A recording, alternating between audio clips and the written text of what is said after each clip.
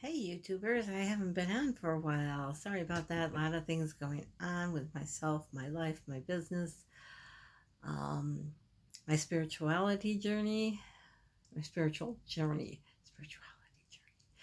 Anyways, I started a 6 week course with somebody who's been trained by Native American shamans, and it's very interesting to get in touch with spirit and nature and God, and it's really fascinating. I'm learning a lot. Anyway, this morning in my morning routine, which I've kind of messed up. I've been following very well lately, but today I did, and I watched a sermon, and it was very interesting. The pastor was talking about John 15, and he just was going on about the first two verses of chapter 15, which is I am the vine, and my father is the vine dresser. Okay, I is Jesus talking, so that you know. So it's I am the true vine. So Jesus is the true vine. And my father is the vine dresser, in other words, the gardener. And every branch in me that does not bear fruit, he takes away. And every branch that bears fruit, he prunes so that it will bear more fruit. And in case you don't know anything about pruning and stuff, I have some rose bushes, and my dad was really good with roses. Actually, my mom and her dad were great gardeners. My dad and his dad were great with roses and things like that. Um, and my dad would be like, "Okay, what you have to do? You see this one here? You need to cut it right here, and then you need to cut this one right here, and then next year you'll have even more flowers and more branches. That's called pruning." So you had to cut it just the right place, just at the right time. And then next year there will be two, three, four times more branches and blossoms. So that's what this is talking about. And what the pastor was trying to convey is that, yeah, things end, things change.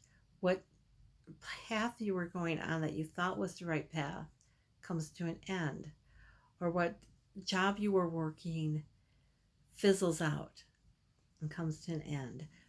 A relationship fizzles out and comes to an end. Don't always think that's Satan trying to get at you. It's actually could very well be God pruning, because one path, like it says, if a branch doesn't bear fruit, he cuts it off.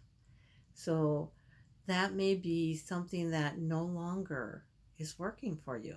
It's not bearing fruit in your spiritual life, in your real life. So God ends it for you. And sometimes when you're like a job that seems to be fizzling out and then it ends and then you go someplace else, you get a job someplace else, maybe not the exact same job, but something similar, and all of a sudden your life just takes off. You're making more money, you're happier, things are going on. Well, the fruit that branch, that job you were doing only brought so much to you, and then God pruned it so that the next step, the next year, it doesn't have to be a year in our year form, but the next thing will be so much better for you. And I thought that was really interesting. I know I've read this many times, but it wasn't explained quite this way to me before.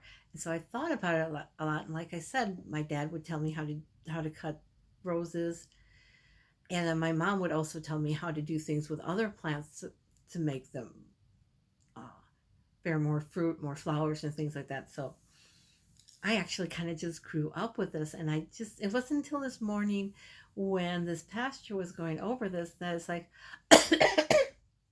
excuse me, is like, oh yeah, I know this. It just never dawned on me to think of God as the gardener, the master gardener. So it's pretty cool. And this whole thing about the garden, it's called the True Vine. In some Bibles, they have it, the True Vine story, and it's verse 1 through 8. So it's really an interesting story. Or I don't know, this isn't a parable. Oh gosh, I can't talk. I just had my teeth cleaned and now I can't talk.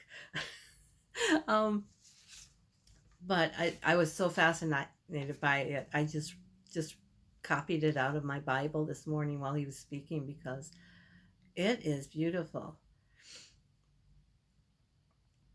And let me see. Okay, I'm going to read a little bit more. Starting with 3, you are already clean because of the word which I have spoken to you. So Christ has, believing Christ and what he said, you're clean. Abide in me and I in you. So yeah, you may be abide in Christ, but Christ also abides in you.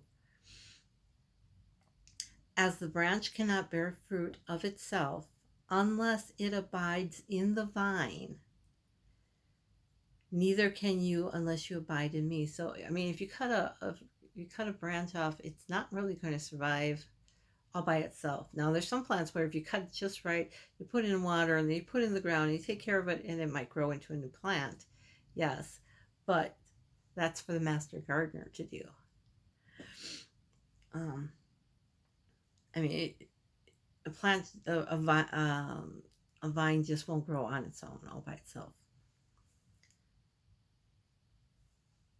Verse 5, I am the vine, you are the branches. He who abides in me and I in him bear much fruit, for within me you can do. So it says within me you can, it must be without me you can do nothing. I have to double check that. I think I wrote it down wrong. If anyone does not abide in me, he is cast out as a branch and is withered, and they gather them and throw them in the fire, and they are burned. If you abide in me and my words abide in you, you will ask what you desire, and it shall be done for you. By this my Father is glorified, that you bear much fruit, so you will be my disciples. Isn't that beautiful? That is so beautiful. So, I'm glad to be doing a video again. I've missed this so much. Diving into scripture. I love it.